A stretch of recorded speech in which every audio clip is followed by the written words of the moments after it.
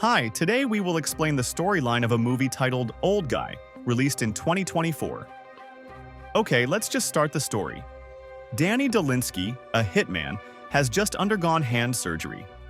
At his middle age, the doctor advises Danny to limit the use of his hands. Moreover, Danny has arthritis, which can flare up at any time. However, Danny really wants to return to work. For this reason, the doctor advises Danny to use his left hand more often. After returning home from the hospital, Danny went back to work. He owned a food shop in a corner of London. That day, while taking a short break, a young man came in wanting to buy some pastrami. Half annoyed, Danny told the young man, named Doug, to come back later.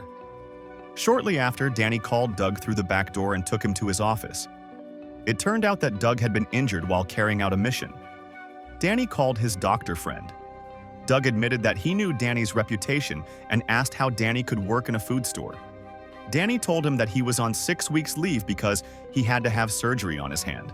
Danny then told Doug to hand over his weapon and take off the clothes he was going to throw away. Doug briefly introduced himself, saying that the company had appointed him while Danny was on leave. Doug said that his target had attacked him in self-defense. That was how he got injured. Now Doug wondered what would happen to him next. Danny then invited him to relax while looking at postcards depicting vacation spots on a beautiful island. For a moment, Doug was distracted and imagined what it would be like to vacation in such a beautiful place. Suddenly, Danny finished him off from behind. Danny rushed to dispose of Doug's body with the help of another young man. Next, Doug met with his boss, Opal, to discuss the continuation of his duties at the agency. However, after discussing the news and Doug's fate, Opal delivered shocking news.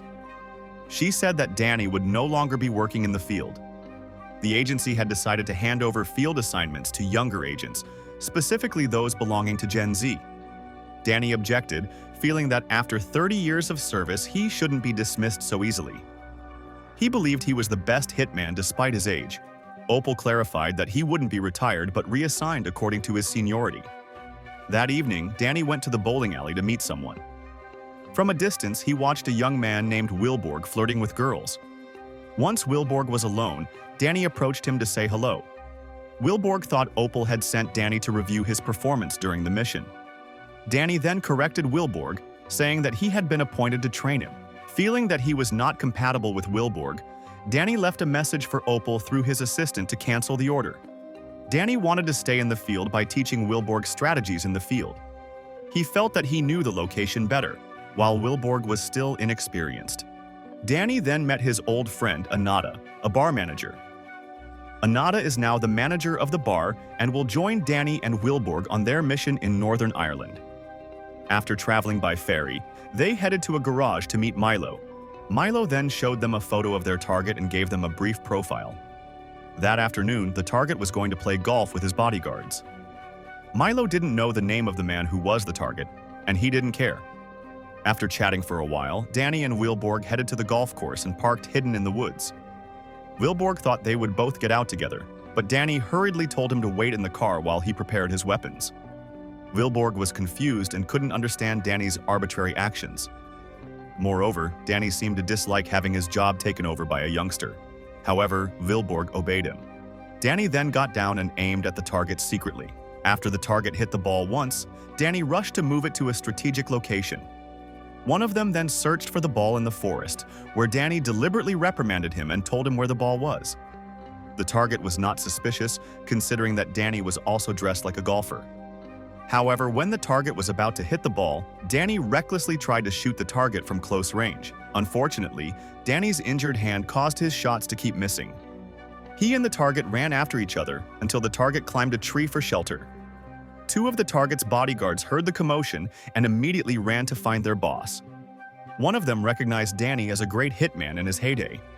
Danny looked for a place to hide. Almost cornered, Wilborg suddenly arrived to save Danny with several quick and accurate shots.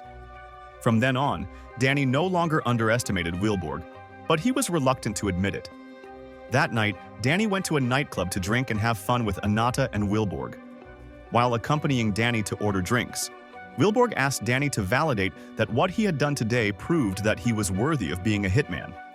However, Danny still hadn't seen enough to admit it. He said Vilborg still had a lot to learn and shouldn't talk about work outside of working hours. Nevertheless, Danny actually acknowledged Vilborg's abilities to Anita. After spending the night with some young girls, Danny chatted with Anita the next day. Danny said he wasn't completely convinced of Vilborg's shooting skills, but he was willing to teach him presentation and poise. In the middle of the conversation, Anita showed a meme sent by Anju, her date who was a doctor. Vilborg then joined them. Danny offered breakfast, but Vilborg, who wanted to live a healthy lifestyle, was avoiding carbohydrates and alcohol, unlike Danny. That day, they went to a sports stadium that had a dog racing arena. Danny then introduced Simone and William, his old friends. Without further ado, Simone handed him a stack of photos of their next target, Barbieri, the head of the mafia ruling Ireland. Danny quickly refused the assignment, feeling it was too difficult.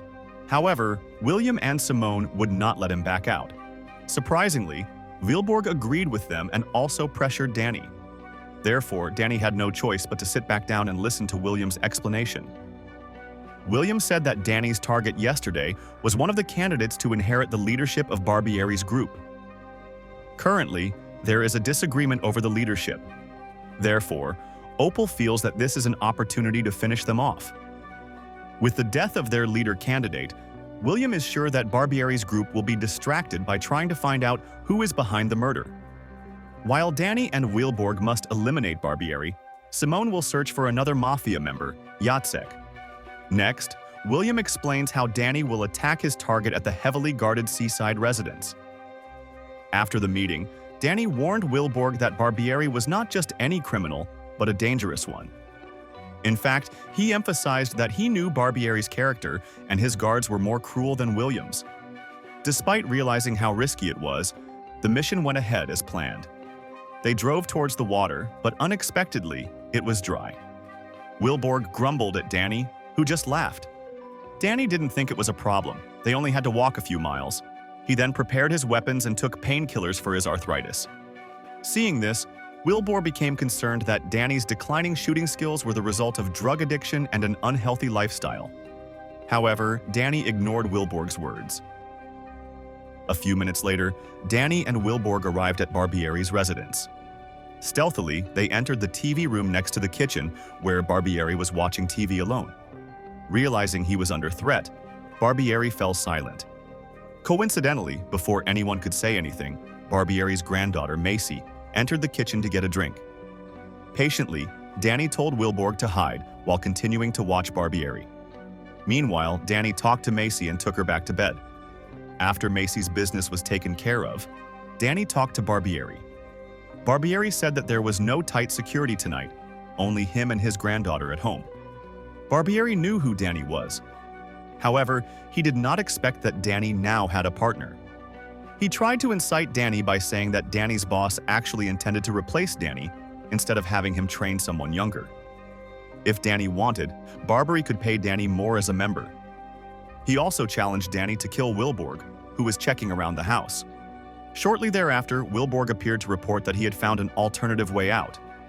Vilborg didn't know what they had discussed earlier. However, Danny's conviction did not waver. He stood in front of Barbieri and shot the man dead. On the other hand, Anita was meeting with Anju. However, their meeting was short.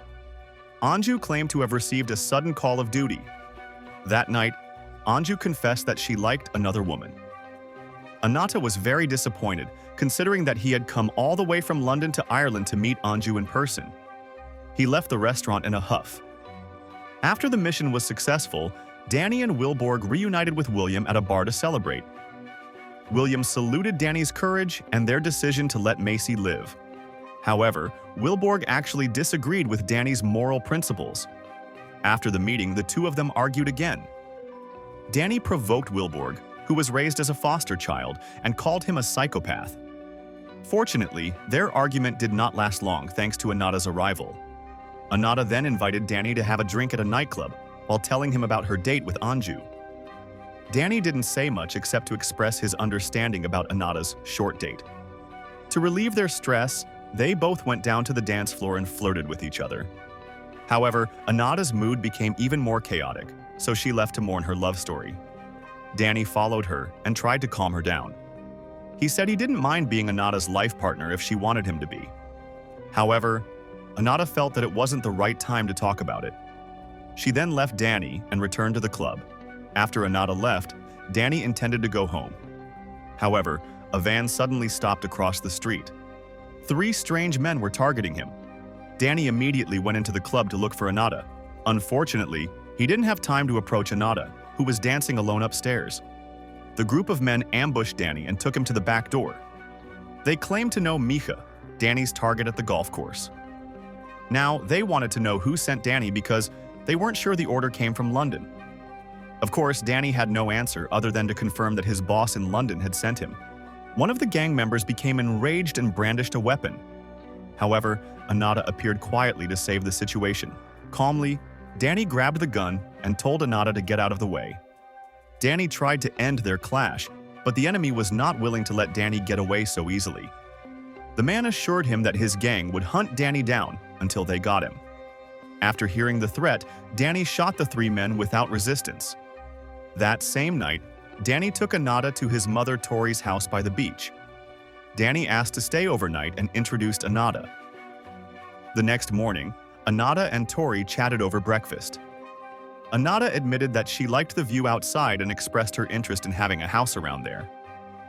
Tori chuckled upon hearing this because she thought living alone around here was very boring. Tori then asked if Danny had a girlfriend, considering that she was not very close to her son. Anada replied that she had never seen Danny dating anyone. Tori smiled secretly, implying her blessing if the 2 of them dated. Meanwhile, outside the house, Danny repaired the roof for a moment.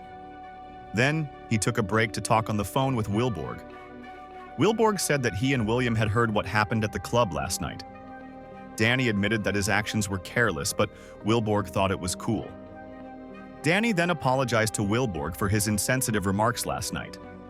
However, Wilborg said he didn't take it to heart. Without delay, he reported that Simone had successfully tracked down Jacek, Barbieri's henchman. That same day, Danny returned home to monitor Jacek at the Grand Central Hotel. Wilborg added that Jacek's men had been sent out to look for them. The man had also isolated himself, communicating only through his messengers. Infiltrating the hotel was not easy because security was everywhere. However, Wilborg was confident he could find a way in. Finally, they disguised themselves as guests and couriers. While changing clothes, Danny asked Wilborg to give him the toy car necklace so as not to attract attention. At first, Wilborg was hesitant because the item meant a lot to him. However, Danny promised to keep it safe. Danny then launched his plan. He told the warehouse guard that he was just delivering an order for a microwave. The guard was confused because he didn't remember ordering a microwave. Danny tried to wriggle out of the situation and persuade the young man. After some tough negotiations, the young man finally gave in to the bribe of illegal pills. Without being watched, Danny put in several cardboard boxes stacked vertically and left them in the warehouse. It turned out that the cardboard boxes were hiding Wilborg. Before taking action, Wilborg made sure Danny could hear his voice through the walkie-talkie. While Wilborg was working alone, Danny would stand guard outside. After successfully entering Jacek's room, Wilborg found no one there. Meanwhile, Danny saw several of Jacek's men arriving. Realizing that the hotel room was a trap, Danny quickly called Wilborg on the walkie-talkie. Unfortunately, Wilborg did not hear the call. Long story short, Jacek's men managed to catch up and capture Wilborg. Wilborg was then locked in the trunk of the car.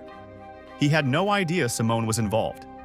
Simone forced him to tell her where Danny was. Of course, Wilborg refused to tell her. Meanwhile, Danny hurriedly changed his costume and sped off. On the way, he ran into William, who immediately asked Danny for any means of communication he had. The only cell phone was destroyed, then William gave him cash. William also told Danny to pick up his mother, then go as far away as possible. Danny thought they should ask Opal for cavalry assistance. However, surprisingly, William said that Opal and her assistant had been killed at home. Following William's instructions, Danny returned to Tori's house on time. He hadn't even had a chance to explain anything to Tori when several shots rained down on their house. With Anada's help, he took Tori upstairs and took cover. Outside, Simone arrived alone. Danny tried to talk to her and negotiate. While chattering, he assembled a shield from the ironing board and carefully descended to face Simone. Without saying another word, Simone was cornered until she ran out of bullets, and Danny shot her easily. With one obstacle out of the way, Danny then asked Anata to take Tori away by boat to Wales. Meanwhile, he was determined to save Wilborg no matter what. Danny drove to Jacek's bar with a jerry can of gasoline. He threatened the bartender to call his boss and hand over Wilborg. The bartender insisted that he had to keep it a secret, so Danny didn't bother. He immediately killed the bartender, then burned down the bar. As Danny expected, a few hours later, Jacek and his men checked the scene. Without wasting any time, Danny rushed to follow Jacek's car and cornered him until he crashed into a garbage container. Without the protection of his men, Danny successfully captured Jacek and took him to an empty building. Danny deliberately positioned Jacek on the upper floor so that he couldn't escape. Danny pressured him to release Wilborg. A few moments later, the long-awaited moment arrived. However, Jacek's bodyguard deliberately stabbed Wilborg, catching Danny off guard. Apparently, it was just a diversion so that Danny wouldn't see a shooter above.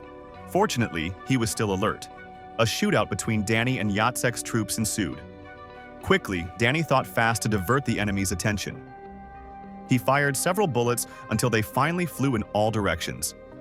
This gave him a chance to hide and find a safe spot to attack. After dealing with some of Jacek's men downstairs, Danny ran upstairs. He thought he was safe. However, Jacek and one of his men were waiting for him. Suddenly, he felt cornered. Unexpectedly, Wilborg fought with all his might to defend Danny. From a distance, he used a long-range rifle to kill Jacek and his men. After that, Danny hurriedly carried Wilborg to the hospital. On the way, Wilborg joked that Danny must have missed him so much that he was willing to save him. Danny still denied it and insisted that he only did it out of responsibility. They both agreed not to argue about it. They both realized that even though they were different in every way, their professionalism proved that they could survive.